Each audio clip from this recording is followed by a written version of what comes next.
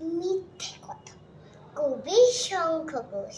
লোকে আমায় ভালোই বলে, দিব্যি চরণ ছই।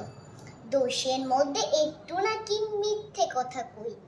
ঘাসিলাতে যাবার পথে ট্রেন ছুটেছে যখন, মায়ের কাছে বাবার কাছে করছি বকম বকম।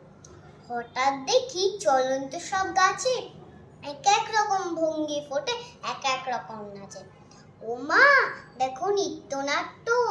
যেই বলেছি আমি, মা বকে দেয়, বড্ড তোমার বেঁচে ফাজলামি।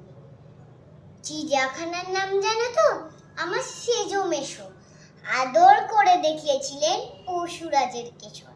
কদিন পরে চুন খাসানো দেয়াল জুড়ে কি ঠিক কবি কয় সেই রকমই মূর্তি যেন দেখি। ক্লাসের মধ্যে যেই বলেছি সুরঞ্জনের কাছে, জানিস আমার ঘরের মধ্যে সিংহ বাঁধা আছে। শুনতে পেয়ে দিদিমণি অমনি বনে, শোনো এসব কথা আর যেন না শুনি কখনো। বলি না তাই সেসব কথা, সামনে থাকি খুব, কিন্তু সেদিন হয়েছে কি এমন বেয়াকুব।